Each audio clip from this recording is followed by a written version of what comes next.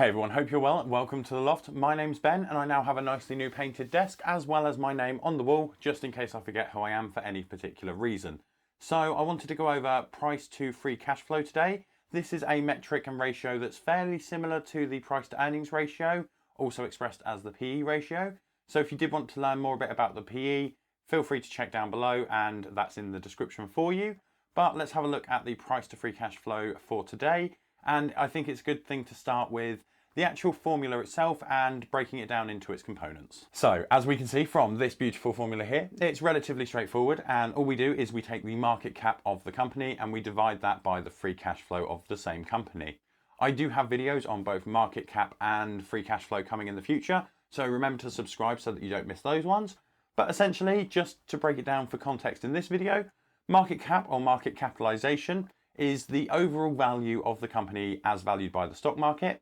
And we get that figure by taking the shares outstanding for the particular company and multiplying it by the price of an individual share. On the other hand of the formula, we do have the free cash flow, and the free cash flow is essentially the funds that are available and free to the company to use. This is mainly where we'd see things like dividends being paid from, share buybacks and paying off creditors. That's the sort of area that we'd see these funds. Generally, if we're looking at dividends, we'd like to make sure that the amounts being paid in the form of dividends are covered by the free cash flow.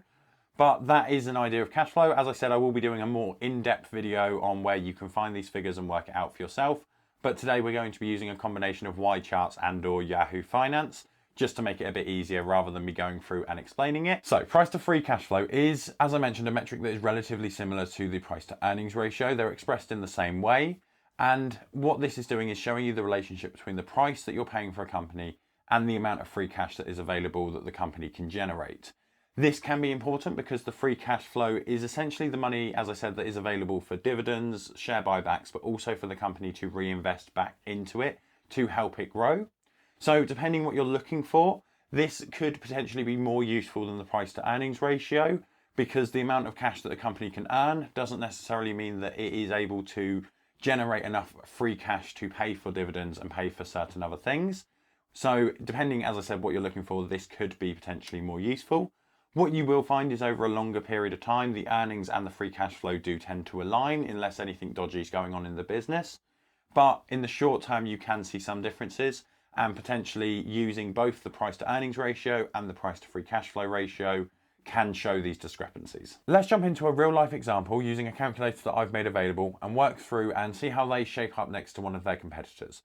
Now, I'm sure that you're all aware of at&t, and at the time of recording, they currently have a market cap of 228 billion.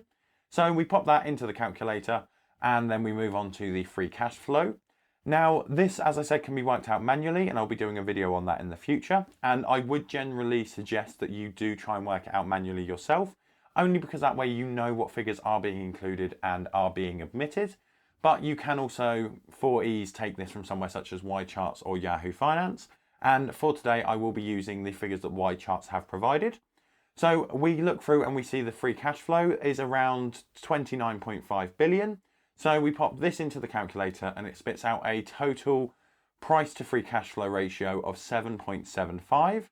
And as with the PE ratio, the lower this figure, the better that it is. Now that we have this metric, we can essentially use it to compare the company directly to either the sector or also to a direct competitor.